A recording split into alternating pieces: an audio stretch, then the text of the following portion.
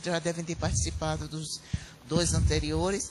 E hoje nós vamos fazer o 3º curso, cujo conteúdo vai girar em torno da Lei de Responsabilidade Fiscal e Nova Contabilidade Pública. Esse curso terá duração de 8 horas, começará de 8 às 12 de hoje e 8 às 12 de amanhã. Então, por favor, aproveitem bastante. Eu quero apresentar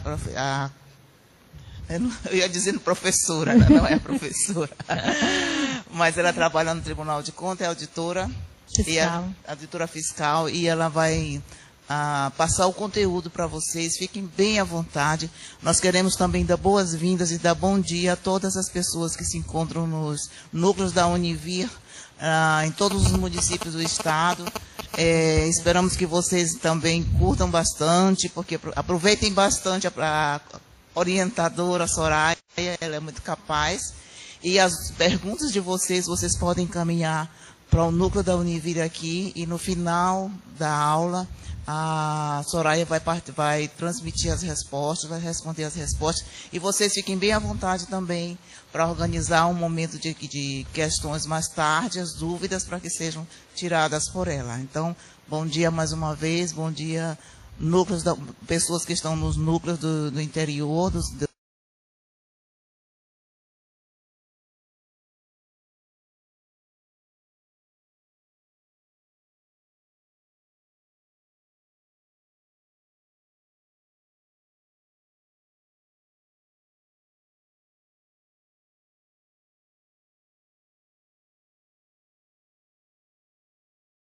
Univir. Meu nome é Soraya Fernanda, eu sou auditora fiscal das contas públicas do Tribunal de Contas do Estado. Estou aqui para colocar para vocês um pouco do conhecimento que eu adquiri, né? Assim, não é o 100%, porque nem todo mundo consegue, mas assim, vou tentar ajudá-los, né? E aprender com vocês também, porque assim, as dúvidas de vocês, o dia a dia de vocês é bem diferente do nosso. A fiscalização é diferente realmente de quem atua o dia a dia, de que passa a ter aquelas dúvidas que a gente nem imagina na fiscalização que possam ocorrer, fatos que possam ocorrer, certo? Então, o nosso tema hoje é a Lei de Responsabilidade Fiscal, e eu vou procurar mostrar alguns pontos relevantes aqui para vocês que dizem respeito a esta lei, certo? Pode colocar.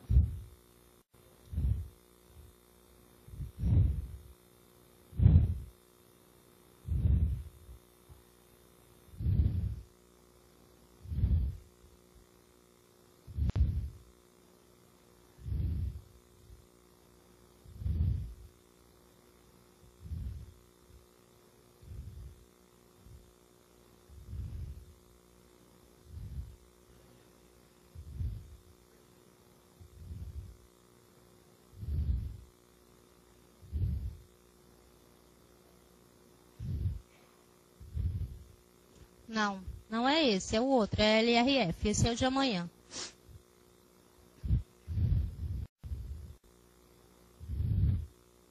Bem, a Secretaria do Tesouro Nacional, ela vem buscando, desde a Lei de Responsabilidade Fiscal, ela vem buscando harmonizar conceitos em relação à despesa com pessoal, dívida e alguns outros conceitos, os limites, o que compõe uma receita corrente líquida, o que não compõe. Para isso, ela criou os grupos de trabalho dentro daquela secretaria. São os famosos GTs, certo? Os GTs têm em relação à Lei de Responsabilidade Fiscal e tem os GTs em relação à contabilidade. Eu faço parte dos dois desde 2009. E aí, com essa questão da harmonização dos conceitos, nós fomos criando, esses anos todos são feitas reuniões, agora são feitas 2 reuniões por ano, uma a cada semestre. E a gente vai construindo esses manuais. Claro que os manuais estão todos embasados na legislação, certo?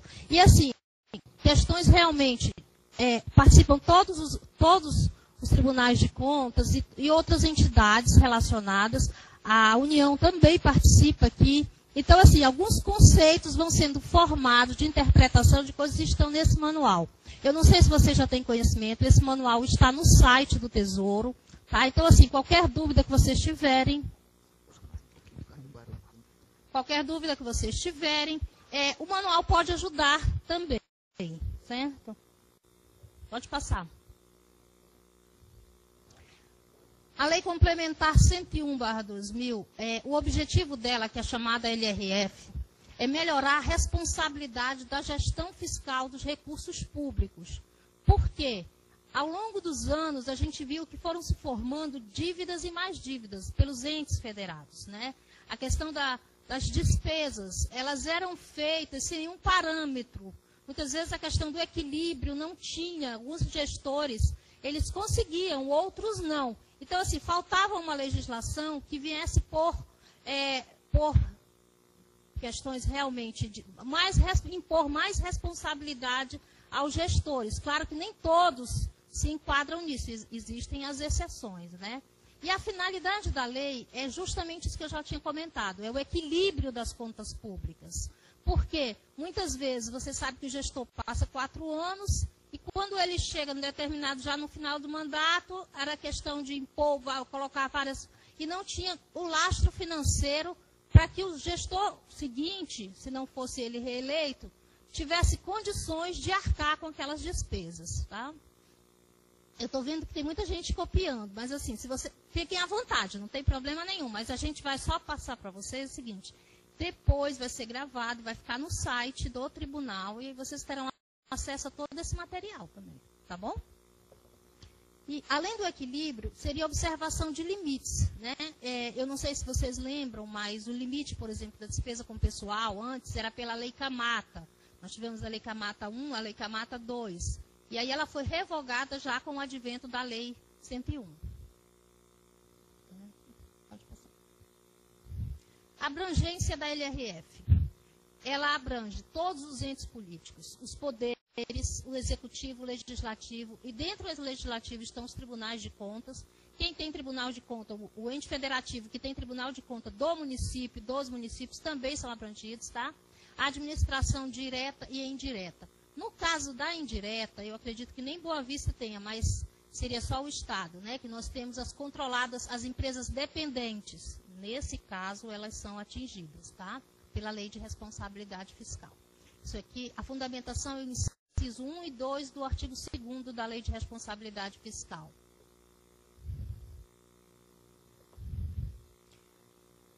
E a lei foi constituída baseando-se em pilares, né? Nós temos o planejamento, um dos pilares, a transparência, são 4 pilares. O controle e a responsabilidade. Esses pilares sustentam os princípios, são os princípios que sustentam a Lei de Responsabilidade Fiscal. Tá? O equilíbrio das contas públicas, certo? O planejamento, no caso, ele vai possibilitar verificar se a atuação do gestor atendeu os problemas sociais, ou seja, porque são feitas aquelas ações, aqueles programas no PPA. Quem já participou do curso de PPA sabe que tem as ações e os programas. E esse planejamento visa o quê? Atender a demanda da população. A transparência, ela permite o controle da gestão por meio da publicação dos relatórios, certo? Das informações financeiras. E o controle, que é verificar esse aperfeiçoamento da gestão, da atividade financeira do governo. O controle é exercido tanto pelos controles internos quanto externos, certo? E a responsabilização, né, que seriam determinações de sanções pelo não cumprimento da Lei de Responsabilidade Fiscal. No primeiro momento, nós vamos ver o quê? A receita corrente líquida, ela serve de base para os limites com a despesa com pessoal, com a dívida pública e com as garantias. E o que compõe essa receita corrente líquida? É a soma das receitas tributárias, de contribuições, receitas patrimoniais, industriais, agropecuárias, de serviços, transferências correntes e outras receitas também correntes. Eu friso bem que essa questão das transferências correntes seriam os convênios, tá? Realmente os convênios que vêm para gerir despesas correntes. Tá? Não dá para incluir na base de cálculo as receitas com transferências para investimento, receitas de capital, tá bom? Nos municípios, o que são deduzidos? Nos municípios? A contribuição dos servidores para o regime próprio da Previdência. Pela minha experiência, só Boa Vista tem o pré-senho, os demais municípios não têm o regime próprio, certo? Então, isso aí só iria deduzir no município de Boa Vista, quando da sua apuração da receita corrente líquida. E as receitas provenientes de compensação financeira. Tá? Como é que se apura a RCL? A RCL, ela não é apurada por exercício, gente. Ela é apurada no mês de referência e nos 11 meses para trás. Isso significa o quê? Que nós temos uma RCL a cada bimestre, a cada quadrimestre, a cada semestre, certo?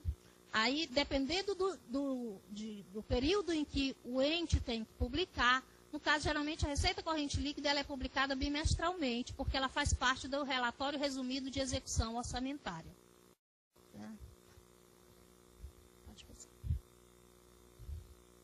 E assim, a gente tem visto que muitos municípios, eles não têm instituído alguns impostos, né? E assim, isso gera uma perda muito grande.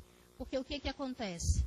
Os municípios, com relação a isso, ficam com uma receita líquida baixa, o que poderia realmente melhorar a vida da sociedade se a gente colocasse, se o município instituísse alguns impostos.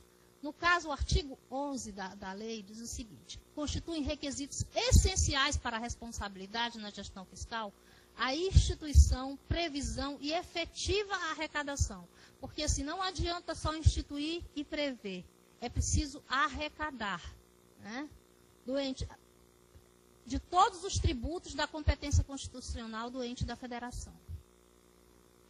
O parágrafo único diz o seguinte: é vedada a realização de transferências voluntárias para o ente que não observe o disposto no caput, ou seja, se ele não instituir, não prever, não arrecadar e efetivamente arrecadar, o que vai acontecer? A probabilidade é grande para que ele não receba transferências voluntárias, né?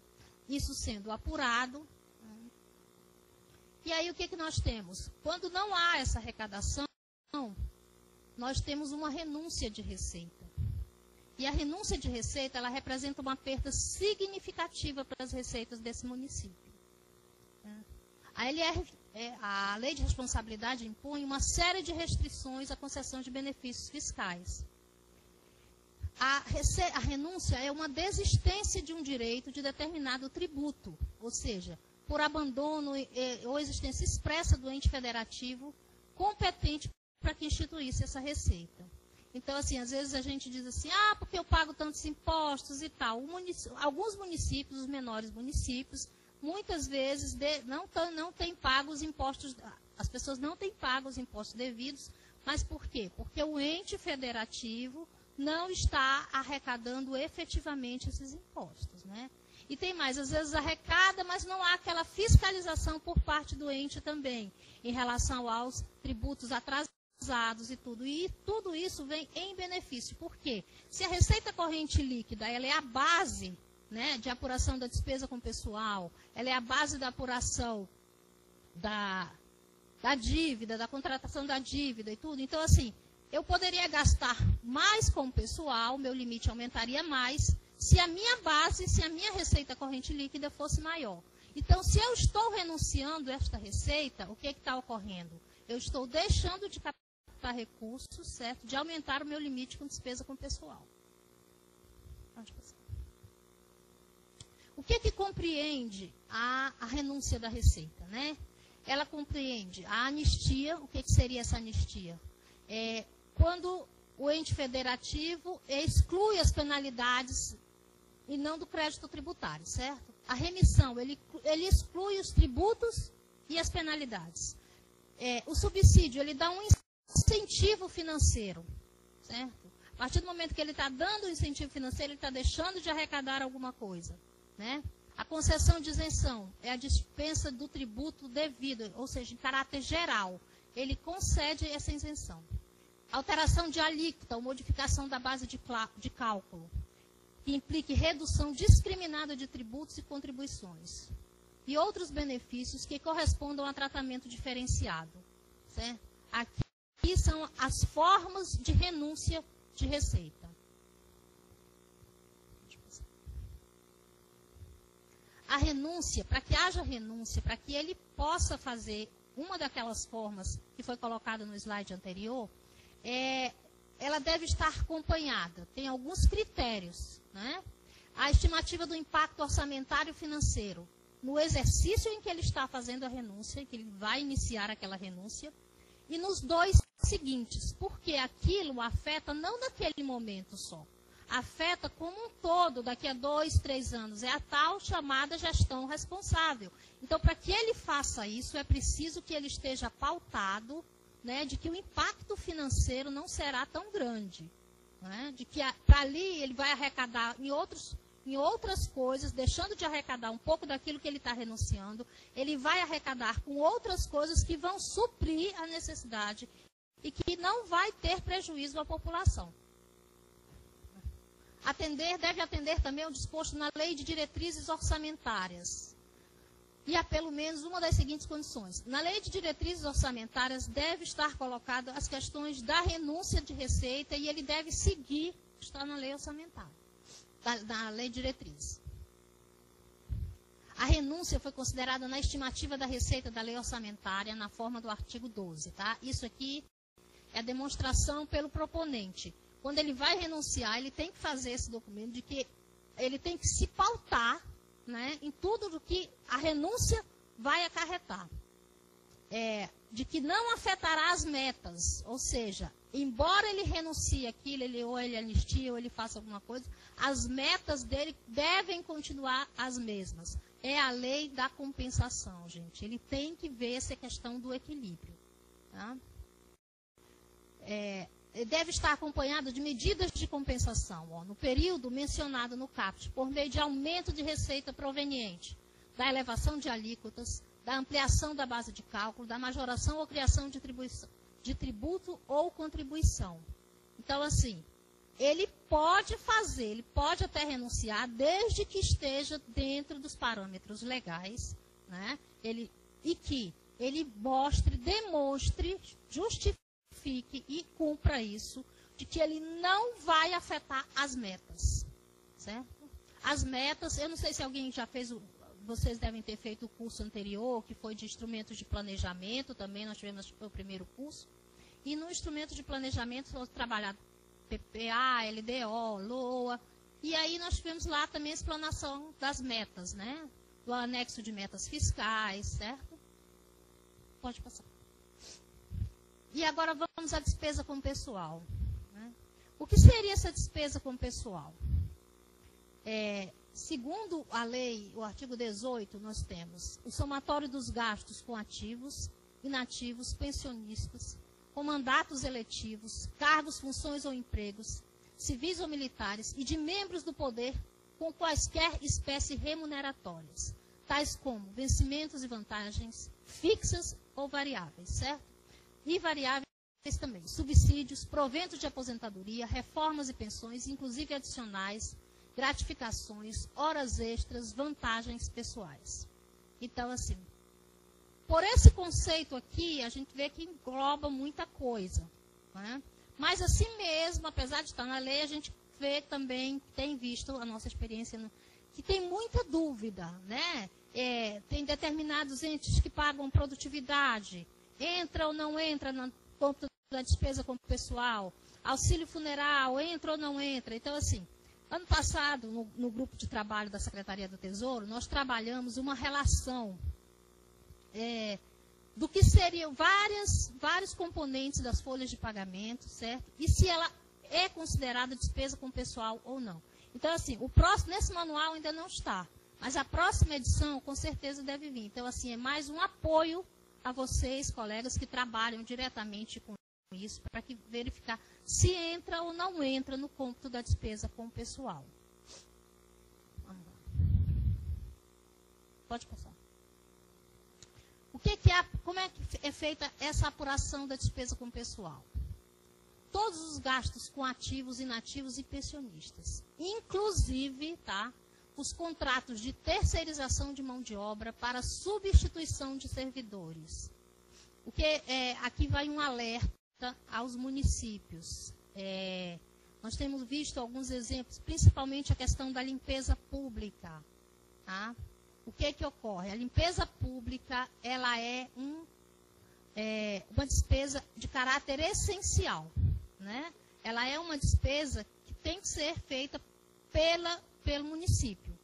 E o que acontece com essa despesa? Ou ela vai ser direta, ou ela vai ser indireta. A legislação do município é quem vai determinar. Se ela for direta, ou seja, se ela for direta, os municípios têm em seu quadro servidores que cuidam da limpeza pública. Né? Se ela for indireta, ela vai fazer o quê? Uma permissão ou uma concessão por licitação para contratação. Tá? Mas é por permissão ou concessão. Ela não pode fazer uma licitação sobre regime de preço, sobre outro tipo, para fazer o contrato direto. Essa contratação, ela é indevida. Tá? O próprio manual já diz isso. Então, se ela é indireta, a contratação indireta, ela deve ser feita por permissão ou concessão por meio de licitação. Tá bom? E assim, tem outros casos também. Às vezes o quadro, existe no quadro, né, daquele ente, daquela prefeitura, alguns serviços que precisam ser, são essenciais para a população. E aí a prefeitura vai e contrata, né, muitas vezes ela contrata limpeza das escolas e tal. Se existir o auxiliar de serviços gerais no quadro, essa contratação também vai compor, tá? Ele pode contratar, mas ela vai compor o limite na despesa com o pessoal. O que tem sido feito também muito são os consórcios públicos, e pelo que eu tenho conhecimento, aqui nós ainda não temos nenhum. E o que está ocorrendo? Com esse problema de saúde e educação, né, nos municípios, vários municípios têm se unido e têm feito um consórcio, mais a questão da saúde. E esse consórcio, o que ocorre? Eles entram com determinados valores, né, fazem um termo de adesão, entram com determinados valores, e ali vai ter que ser rateado por cada ente que está dentro do consórcio, o valor que foi pago com o pessoal, certo? Que foi pago com a saúde, que foi pago com a educação, e isso, a parte dele, o rateio, entra também na parte da despesa. Né? Só o com que ele contribuiu. Tá? E o que são deduzidos dessas despesas com o pessoal? A indenização por demissão de servidores, o incentivo à demissão voluntária, algumas decorrentes de decisão judicial, algumas despesas com o pessoal, seriam aqueles precatórios. Tá? Agora, de competência anterior ao período da apuração. Tá? O que nós temos, eu recebi algumas dúvidas com relação ao cômputo, né, da despesa com o pessoal, o que é de exercícios anteriores, o que não é. Você só vai computar, só vai deduzir da despesa com exercícios anteriores, para a despesa com exercícios anteriores, porque vocês sabem que a despesa com o pessoal ela é apurada naquele mês de referência, assim como a lei de a RCL, que é a Receita Corrente Líquida, e os 11 meses para trás. Vocês vão ver, estão pagando despesa com o pessoal, nós estamos em maio, vamos supor, maio desse ano. Vocês estão pagando despesa com o pessoal de janeiro em maio, vocês estão pagando despesa com o pessoal de janeiro de 2012. Essa despesa, ela não entra, tá, nesse momento no cômputo da despesa com o pessoal, porque a competência dela extrapola o mês de referência e os 11 meses para trás. Deu para entender isso aí? Tá, pode passar.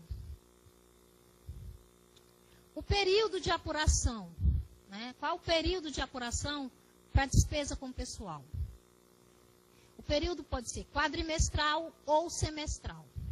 A obrigatoriedade de ser quadrimestral, a lei diz que são os poderes e órgãos e os municípios com mais de 50 mil habitantes. E semestral existe a faculdade, mas essa faculdade ela tem que estar expressa.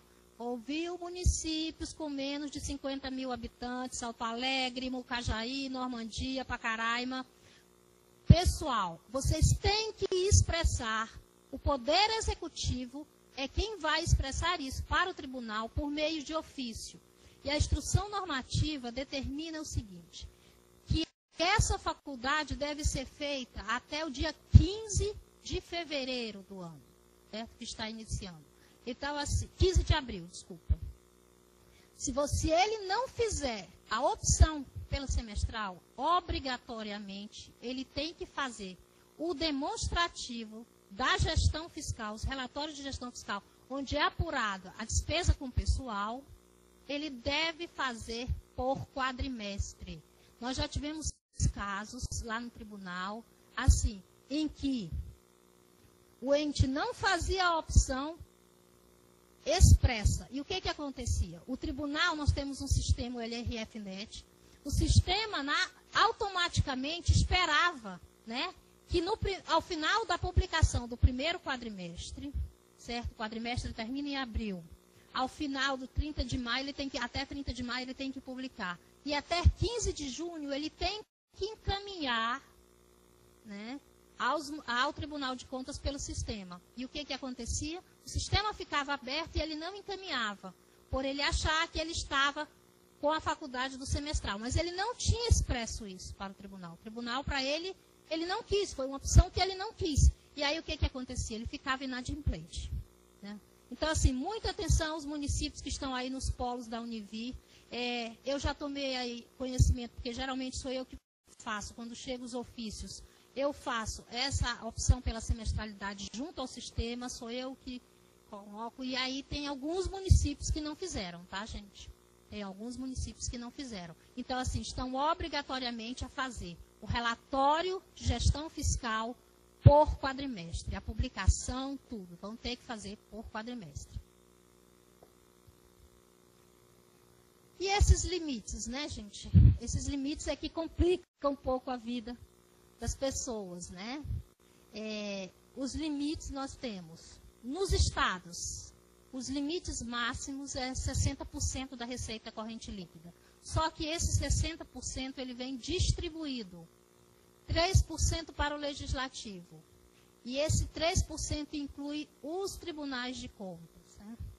6% para o judiciário, 2% para o Ministério Público e 49% para o executivo. Nos municípios, como nós só temos o poder legislativo e o executivo, os limites ficaram 6%, né, para o legislativo e 54% para o executivo.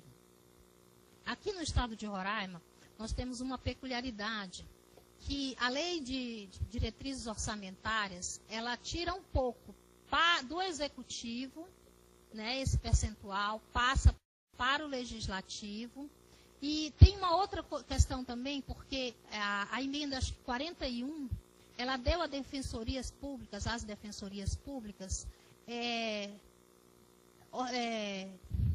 me faltou a palavra agora. Autonomia orçamentária e financeira. Então, essas defensorias agora, antes elas estavam vinculadas ao Poder Executivo, hoje não, elas já têm autonomia financeira própria, né? Mas assim, elas continuam dentro do limite do Executivo, por quê? Porque as defensorias, na época da Lei de Responsabilidade Fiscal, elas ainda não tinham essa questão da autonomia dada pela emenda constitucional, certo? Eu quero dizer a vocês que está sendo feito, existem já 2 projetos que estão tramitando, né, nas 2 casas legislativas no Congresso Nacional, com relação à alteração da Lei de Responsabilidade Fiscal. Com certeza isso também já vai ser alterado, então esses limites, a tendência é mudar, tá? E as medidas prudenciais, estão aqui assim em vermelho, porque são alertas mesmo, né, que eu queria dar a vocês.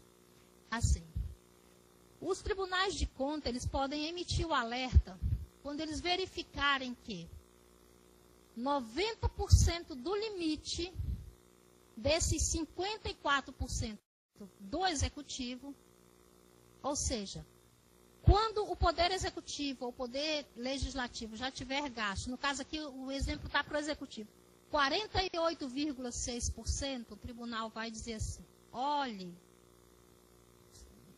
fiquem de olho, né? Fiquem de olho que vocês aí já estão dentro do limite prudencial. Né? Não, minto, do limite do alerta. Desculpa. E se chegarem a 95% disso, certo? Vocês estarão já com 51,3% da despesa com o pessoal de vocês comprometida, né? Vocês têm que tomar determinadas medidas. Vamos às medidas. As medidas estão dispostas no artigo 22, parágrafo único. Ficam suspensos concessões de vantagens, aumentos, ou seja, o servidor público não vai poder ter isso tão cedo. Criação de novos cargos, não poderão ser criados novos cargos. Alteração na estrutura de carreira, nada de aprovação de plano de cargos e salários novos, alterando carreira, aumentando vencimentos, nada. E nem poderão ser contratados, não podem ser feitas novas admissões, novas contratações. Se enquadrem. Isso, gente, tudo que eu estou falando é a lei que exige. E é uma gestão para quê?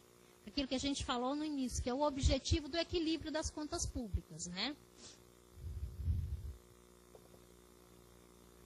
E aí nós vamos ter que fazer com que o gestor reconduza o limite. Esse limite, ele vai ter que reconduzir da seguinte forma. O artigo 23 diz, o percentual excedente, ele tem que voltar, reconduzir para o limite nos 2 quadrimestres ou semestres seguintes, dependendo da forma como ele fez. Se a opção dele foi pela semestralidade, seria nos 2 semestres seguintes. Sendo que 1/3 do excedente, aquela diferençazinha, tá, ele deve fazer no primeiro quadrimestre ou semestre. Tá? Eu recebi também uma questão já com uma dúvida, porque foram alterados a grande maioria, né, dos prefeitos, houve uma renovação. E aí o que ocorreu? O município, em 2012, no último semestre ou quadrimestre de 2012, teria ultrapassado determinado limite. Limite, aliás, com o pessoal. O que acontece? Mas o novo prefeito, você é obrigado a reconduzir? Sim. Certo? Não é ele, é o ente, certo, que está com esse problema. Então, assim, o que vai acontecer? Ele terá que reconduzir até junho, 30 de junho, ele tem que verificar o quanto que estava acima do limite e 1/3 desse quanto deve ser reduzido já até junho. Tá? Sob pena de quê? Ele perder transferências voluntárias e tudo. Porque não é ele, pessoa, que perde. É o município que perde. Quem, gente, é maior atingido com isso é quem é a sociedade. Então, a sociedade é quem deve estar a postas. Por quê? Para quê? É aquilo que eu falei. A questão de arrecadação maior, certo? A questão de não extrapolar limites. Porque o benefício depois vem em prol da sociedade. Que não vai ter as transferências, que não vai ter, às vezes, tem problema com merenda escolar, está no CAL, que não recebe mais nada. Né? O que a gente tem visto é isso. Às vezes o gestor deixa extrapolar, tem alguma coisa, não se preocupa com aquilo. Não é nem às vezes ele, mas quem está no staff dele, que está, e aqui é a grande responsabilidade de vocês, tá? Servidores, estão de alertá-los, certo? De dizer, olha, vocês estão ali para isso, gente, para alertá-los e dizer, vocês vão ter problemas maiores, porque o cálculo não é fácil tirar do cálculo. Não é verdade? Alguém que já passou por isso aí sabe o quanto é difícil. Ah, mas eu vou deixar de receber isso, vou deixar de receber aquilo. Mas na hora que era para cuidar, as pessoas não se preocuparam. Né? Então, assim, não digo que são todas, tá? Mas tem, como eu disse, tem as exceções. E aí nós temos a dívida e o endividamento. A dívida, o conceito dela, né? Nós temos a dívida consolidada ou fundada. O que seria isso, dívida? Né? são os compromissos assumidos em virtude de leis, contratos, com prazos, ela é fundada a partir com prazos superiores a 12 meses.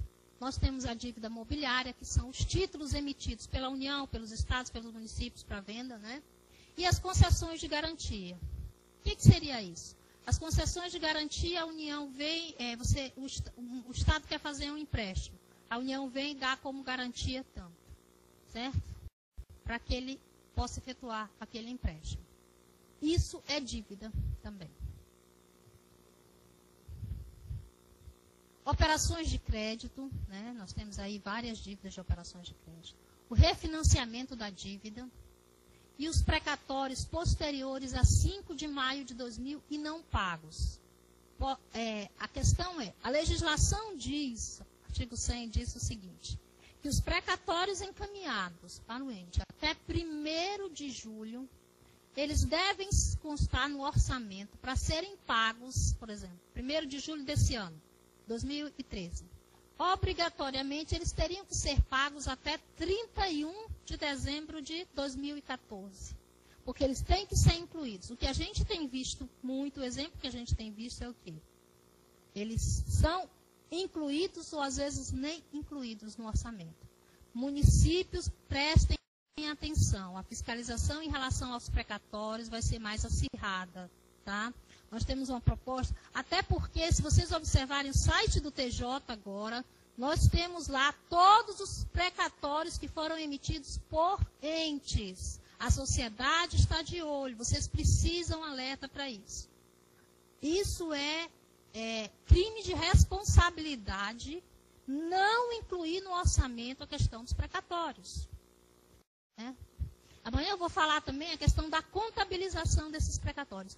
E isso é dívida, gente. Porque o que a gente tem visto? A experiência tem nos mostrado que são recebidas cartas do Tribunal de Justiça e tal, e ali é encaminhado, muitas vezes, só para o assessor jurídico ou para a procuradoria, né?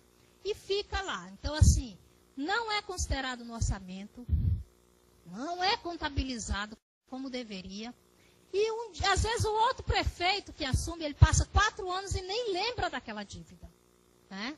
E aí o outro prefeito que assume não tem nem conhecimento. Se ele não for curioso e for ao site do TJ, ele não vai ver lá na transparência, ele vai ser surpreendido, porque ele está devendo precatórios, o ente que ele está dirigindo. Está devendo precatórios e ele não sabe.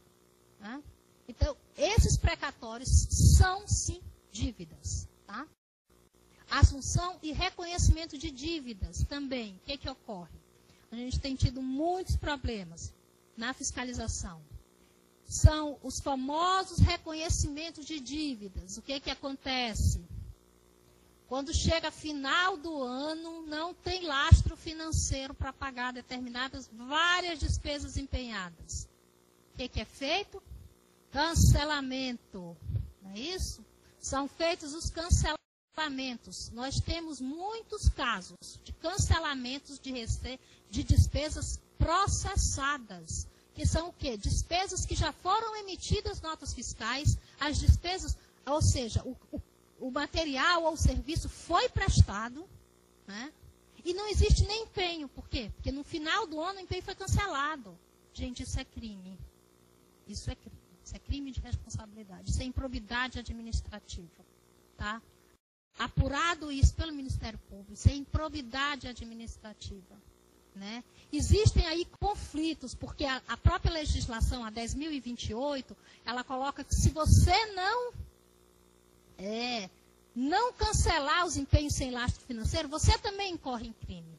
Né? Só que, para mim, como técnica, tá? Eu acho que o crime pior é você contratar uma despesa, um serviço, e dizer que depois não tem dinheiro para pagar. Não é? Por quê? Porque isso não é responsabilidade, não é gestão fiscal responsável. Então, assim, essa assunção e reconhecimento de dívidas, isso são dívidas, tá? Isso entra no limite. E muitas vezes, naquele manualzinho, nos demonstrativos da dívida, não são computados. Por quê?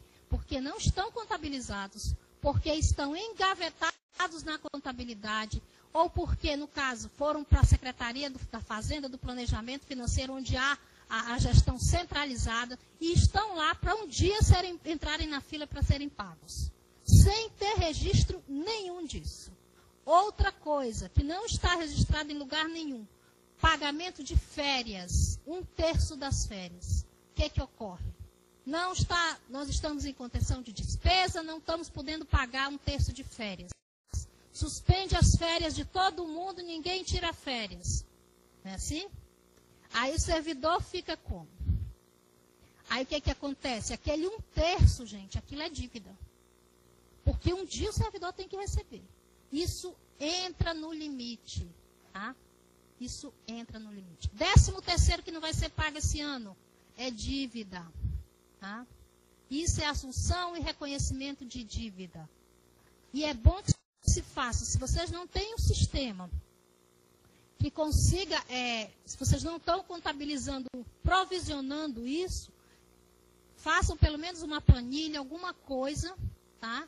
Mas vocês têm que computar isso como uma dívida, como um valor. Por quê? A gestão responsável é você saber o que você deve. Né? Porque tem gestores que assumem que, às vezes, o outro levou tudo. Ele não sabe nem o que ele tem que pagar, o que foi pago, o que foi feito, o que não foi feito. Tá? E os limites da dívida. A lei de responsabilidade fiscal, ela diz o seguinte, que os limites serão editados por uma resolução do Senado Federal. A resolução que coloca os limites, que impõe os limites, é a resolução 040/2000, do Senado Federal. Tá? Está no site do Senado, no site da...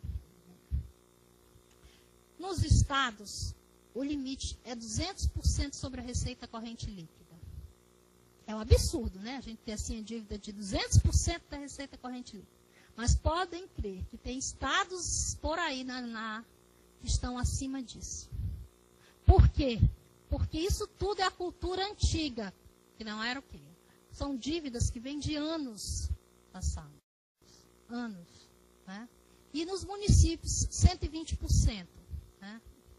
A questão eu quero alertar também aos municípios, geralmente os municípios com menos de 50 mil habitantes.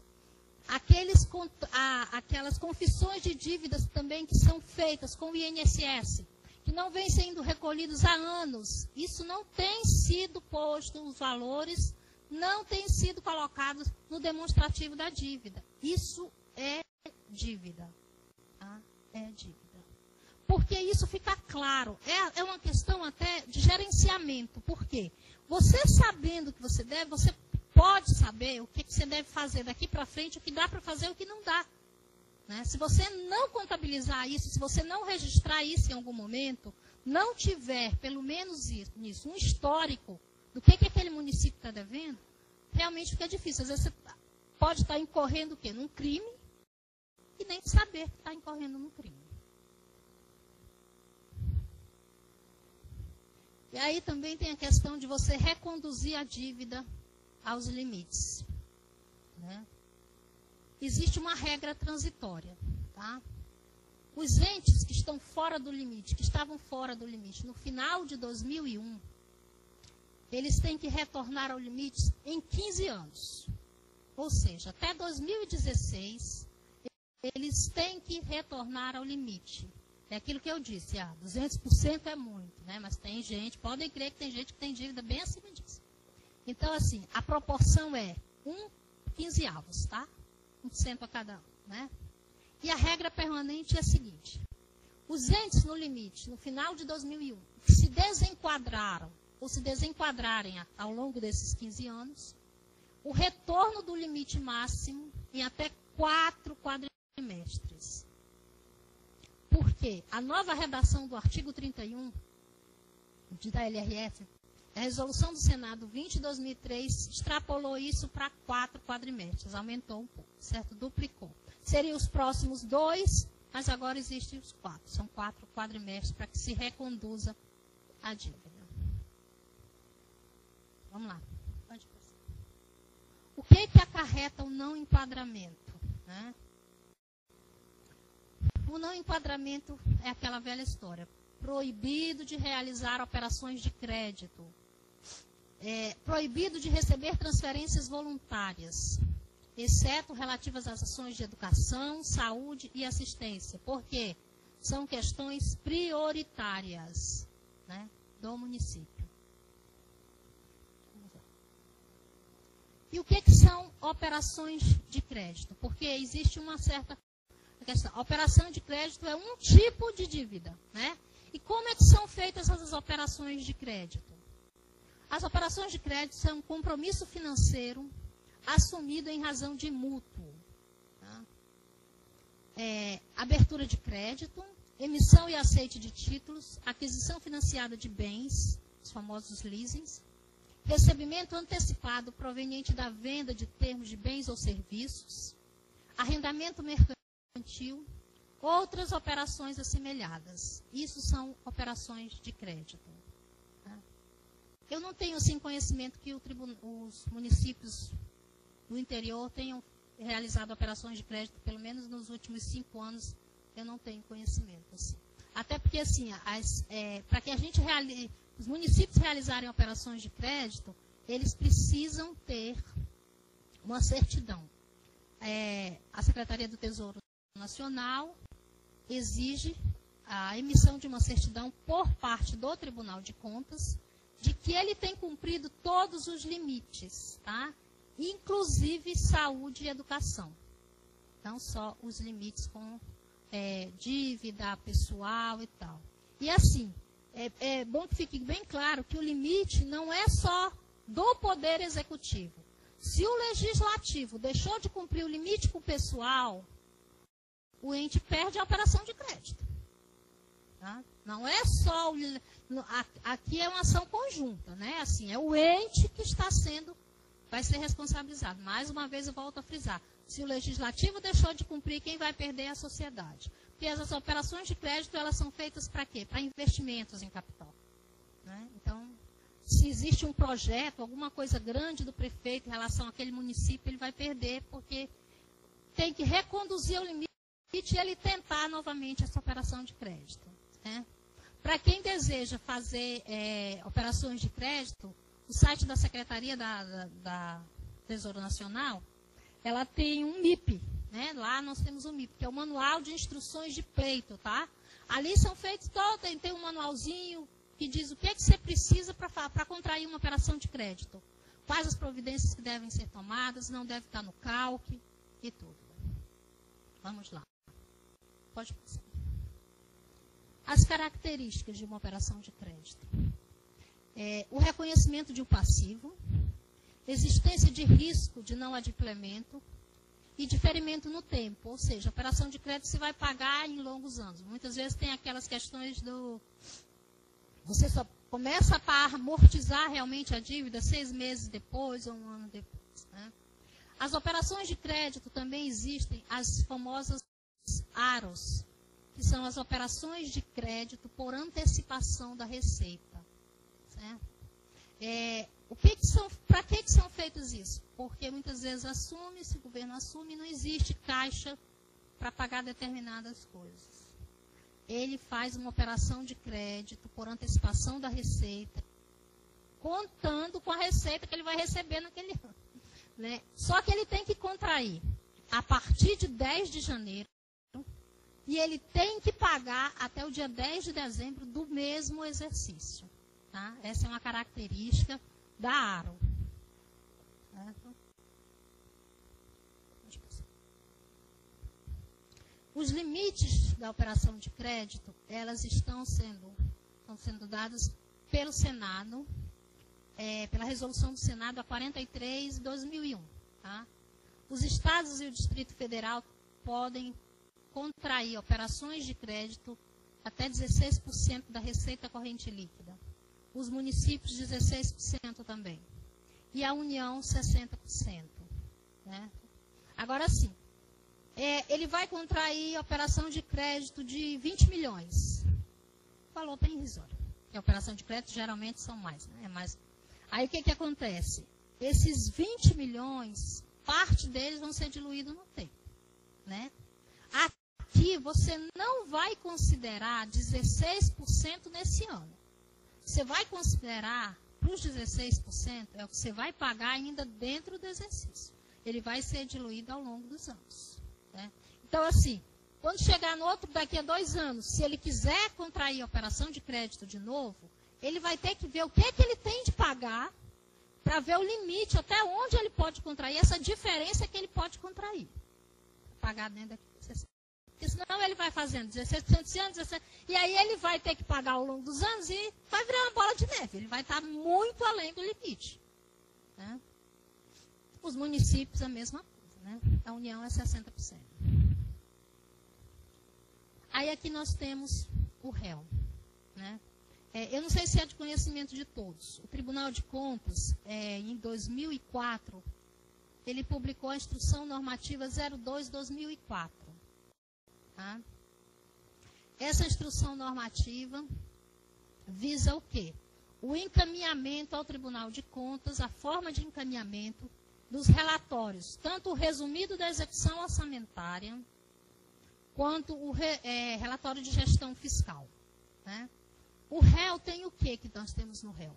A fundamentação do réu, ela está no artigo 52 e 53 da LRF. Né? Lá diz o que deve compor. Aqui nós temos, a gente pode dar uma visãozinha, eu vou mostrar para vocês um pouco, ler um pouquinho aqui da legislação, que diz respeito ao réu. 52, vamos lá. Ele vem, será publicado a cada bimestre, né? E nós temos um balanço orçamentário no réu, onde devem constar, por categoria econômica, as receitas por fonte, informando as realizadas e a realizar, ou seja, aquela previsão de receita.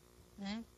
As despesas por grupo de natureza, discriminando a dotação para o exercício, a despesa liquidada e o saldo que ainda tem. Né? E demonstrativos de execução também devem acompanhar o relatório resumido da execução orçamentária, que são receitas por categoria econômica e fonte, especificando a previsão inicial, a previsão atualizada para o exercício, a receita realizada no bimestre, a realizada no exercício e a previsão a realizar. As despesas por categoria econômica, os grupos de natureza, discriminando dotação inicial, dotação para o exercício, despesa empenhada e liquidada no bimestre. E as despesas por função e subfunção também devem ser demonstradas. Tá? E, além disso, acompanharão também os réus o quê? As receitas e despesas previdenciárias, para quem tem regime próprio de previdência. O demonstrativo do resultado nominal e primário, despesas com juros. Certo? No último bimestre, existe uma diferenciação. No último bimestre devem contar outras questões, que seria do atendimento no disposto do inciso 3 do artigo 167 da Constituição, das projeções atuariais, que seria o caso dos regimes da Previdência, da variação patrimonial, evidenciando a alienação de ativos. O que seria alienação de ativos? A venda de ativos, né? E a aplicação desses recursos, dessas vendas, como é que foi feito? Isso é no último bimestre. O LRF-NET, ele tem sido feito de uma forma o quê? Existem as planilhas, nas planilhas existem os componentes, esses componentes estão lá, o que é que você deve informar, né?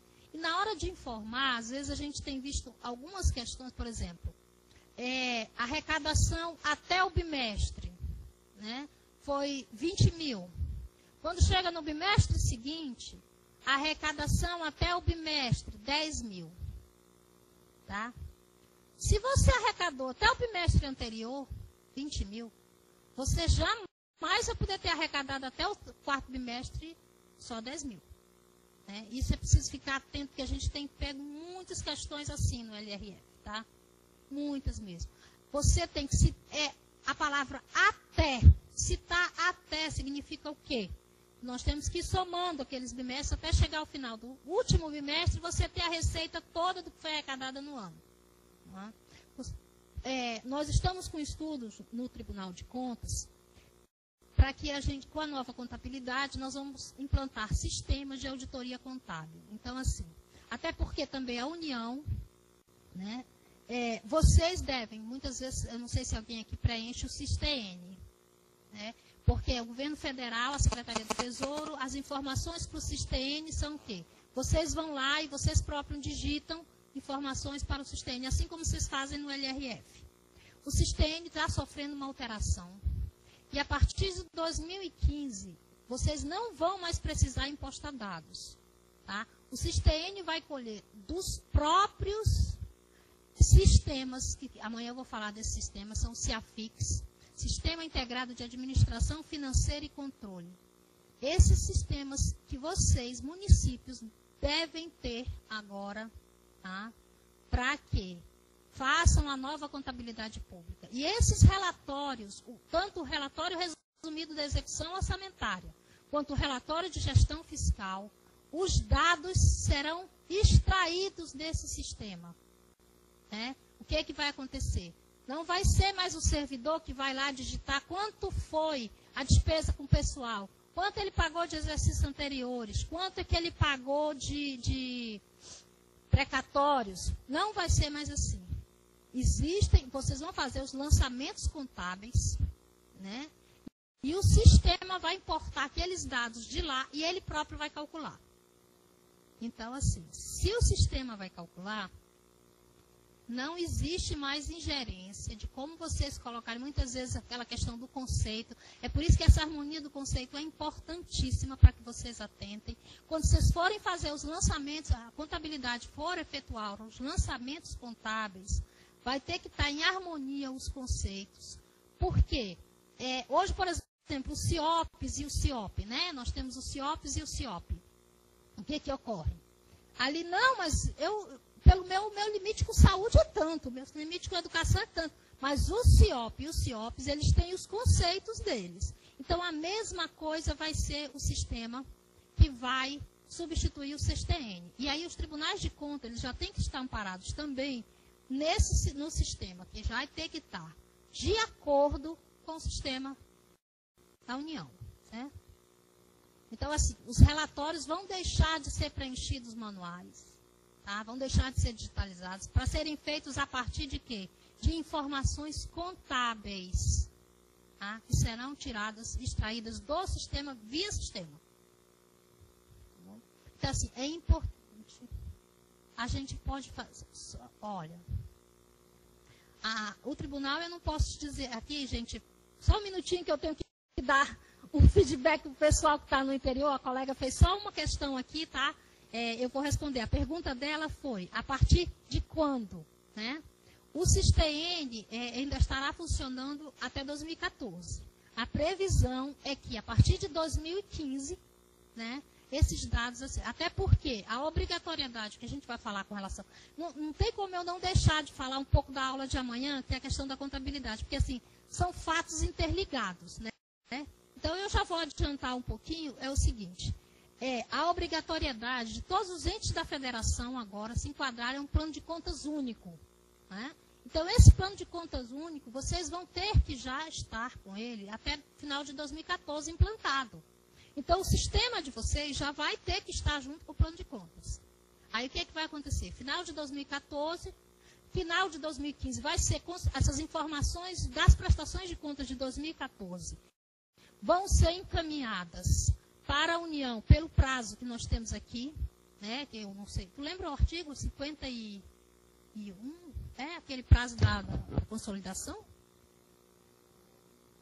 Lembra? Não sei se vocês lembram. Acho que é o 56, as contas, né? Das contas.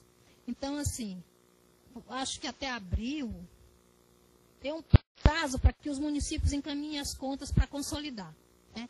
Então, as contas até abril de 2015, elas já vão estar consolidadas. Certo? E aí, o SISTN já vai morrer e vai vir o outro sistema, que é o SICONF. Tá? O nome do novo sistema é o SICONF. Eles estão trabalhando a partir de saldos contábeis. Né? Está sendo feito isso. Então, assim, os municípios, hoje o que a gente tem, a grande maioria dos municípios, ocorre o seguinte, não existe um setor de contabilidade, né? É feito um contrato, certo? É feito um contrato com um terceirizado. E o que a gente tem nos municípios é apenas esse contratado, esse representante da empresa, que ele tem um sistema lá que faz a contabilidade, que se limita ao débito e ao crédito, né? Ele não emite relatórios gerenciais, ele não emite outros determinados relatórios. Ele faz depois os balanços e tal, de acordo com o débito e o crédito. Tá? A obrigatoriedade é que cada ente da federação possua um sistema. Tá? Depois eu vou falar do decreto, quando a gente chegar na transparência, e aí a gente vai... eu vou parar só um pouquinho no réu aqui, porque a gente tem 20, vai ter 20, daqui a um pouquinho vai ter intervalo. E aí eu queria saber se existe alguma pergunta até aqui do que foi falado, né? E aí a gente tenta responder e tudo. Os municípios do interior aí, por favor, também, se tiverem algumas questões. Já recebeu? Ah, a consolidação é no 51, né? Tá? Preciso um parágrafo.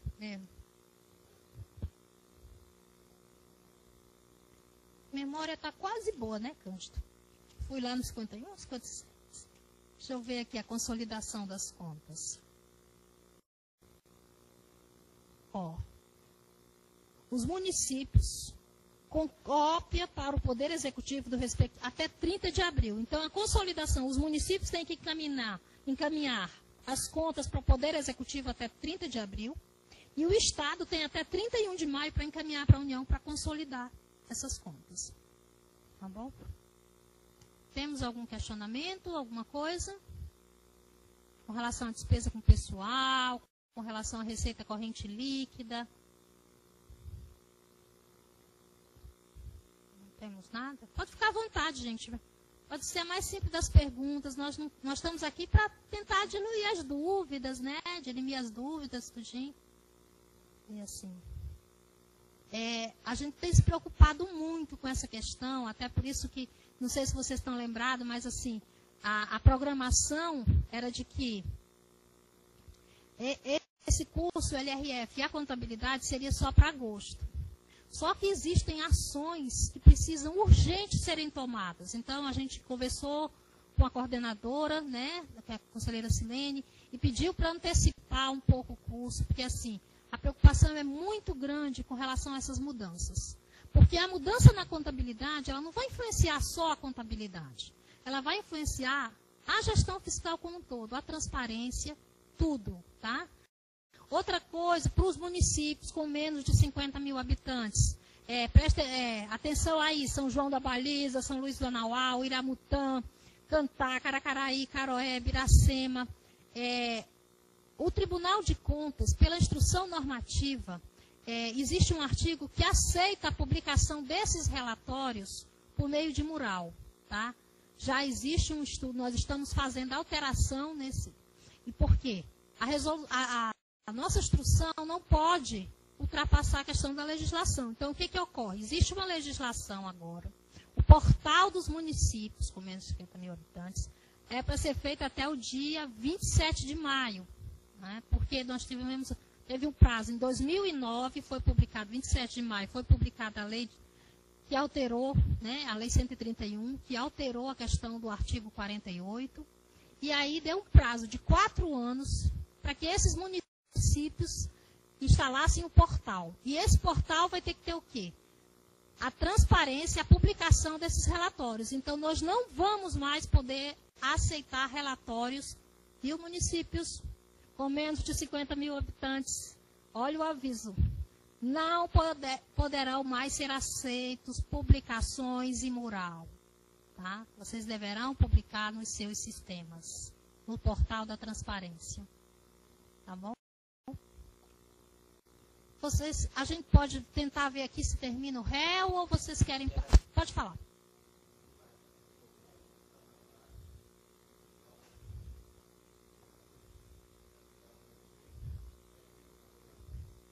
Não, em relação à despesa, como?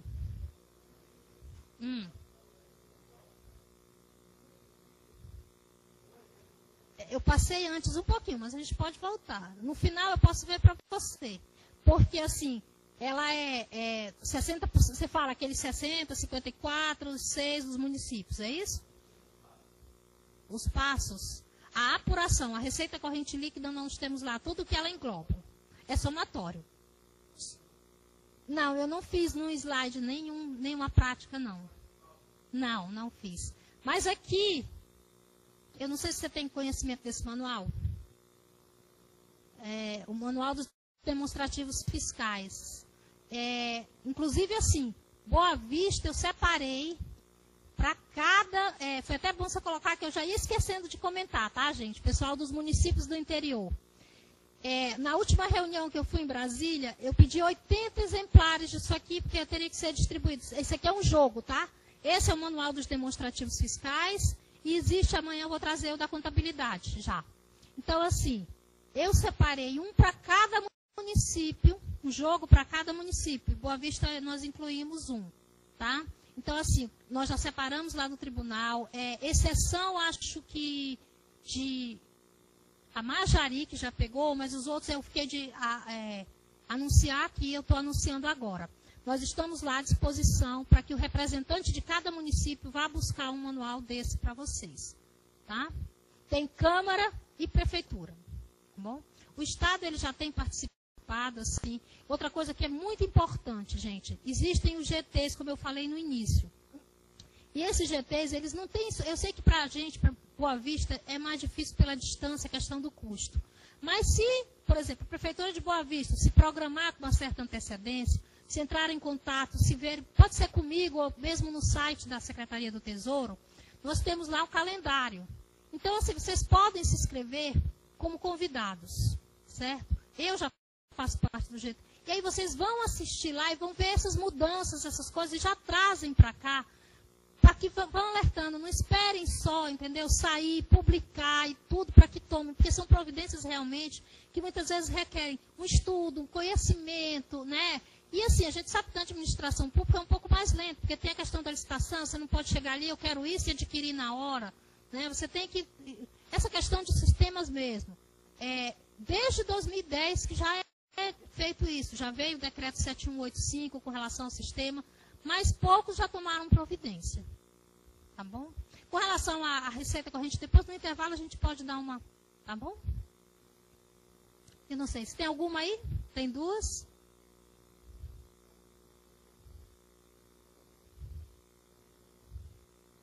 Eu não sei se você... Tá dando sono, gente? Não.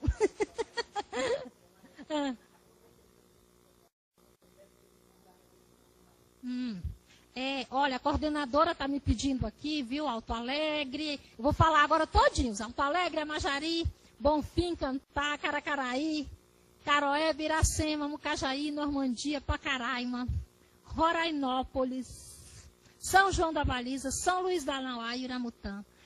Ela precisa, é imprescindível que vocês mandem a lista de participantes de vocês. Gente, olha, a gente tem tentado contribuir o máximo com os municípios, porque a gente sabe que deslocamento, questão de treinamento, recurso, é realmente difícil, né? Então, assim, o pouco que a gente já conseguiu adquirir de conhecimento, a gente está aqui para isso, para tentar passar um pouco para vocês. Então, assim, nos ajudem também, porque isso é uma questão de quê? É uma ação do tribunal, esses treinamentos, e aí ela precisa prestar contas, certo? Do número de participantes, de tudo. Pode não parecer muito importante, mas para a gente é sempre importante saber por quê. Porque faz parte depois de um relatório, tá bom? Então, a gente vai aguardar que vocês mandem. Nós temos duas questões aqui. A pessoa tem que botar o óculos, com licença. Ó. Caroeb está me perguntando o seguinte. O sistema, o município deverá alocar ou a União irá conceder o sistema ao município? Não, a União não vai conceder, gente. O sistema é o seguinte. E o que eu aconselho a vocês, viu, Caroeb e os outros municípios, é que ou vocês, se não tiverem recurso suficiente, vejam a Associação dos Municípios Brasileiros, ela tem estado presente tanto no GTREL como no GTCOM, e lá ela tem representantes que eles estão fazendo o sistema. Então, assim, ou vocês verifiquem junto à Associação Brasileira dos Municípios, a ABM, ou vocês mesmos, se ficar muito caro o sistema, tem várias empresas, o que vai acontecer? Façam um consórcio público e adquiram um sistema. Existem as linhas de financiamento também. Então, assim, e fora isso, nós temos o E-Cidade, mas eu não sei até que ponto o E-Cidade, porque já foram feitos algumas explanações do E-Cidade, que é um sistema de software livre. Eu não sei até que ponto ele vai estar apto à questão do novo plano de contas. Se já for feito, porque ele tem vários módulos. Eu não sei como é que está o módulo dele em relação à contabilidade, mas ele tem módulos de gerenciamento de pessoal, financeiro, mas não sei se tem módulo contábil ainda atualizado. Tá? Vamos lá, o Cantar. Foi dado um prazo para os municípios criarem o portal da transparência. E o prazo já venceu. Quem não cumpriu o prazo, o que acontece? Essa aqui eu vou deixar para responder depois, porque eu fiz um slide aqui, uma coisinha que a gente tem para vocês depois. Tá bom? Tem mais uma pergunta ali. A Majarina, é isso?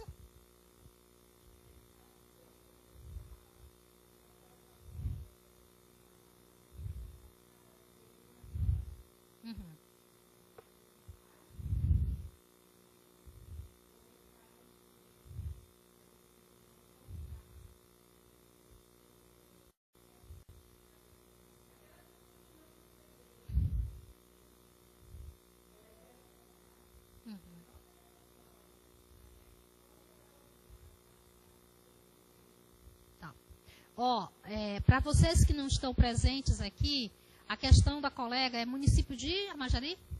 A colega está questionando o seguinte, com relação à despesa com pessoal, certo? Houve a renovação dos prefeitos e existiam pessoas contratadas anteriormente pela gestão anterior, né? E essas pessoas não receberam, tá? E a obrigatoriedade ou não de novo gestor arcar? Eu lhe digo que sim. Certo? Por quê? As pessoas foram contratadas não pelo prefeito, embora eles as tenham nomeado, certo? As pessoas foram contratadas pelo município. As pessoas passam, a administração fica, né? Então, assim, se as pessoas estavam lá, prestaram seus serviços, independente de quem era o gestor, prestaram ao município, à sociedade. A gente costuma dizer lá no tribunal, quem me paga não é o presidente do poder, né? Não é o presidente do tribunal. Quem me paga são os cidadãos que pagam seus impostos. Então, eu sou servidora da sociedade, como todos nós aqui, tá bom?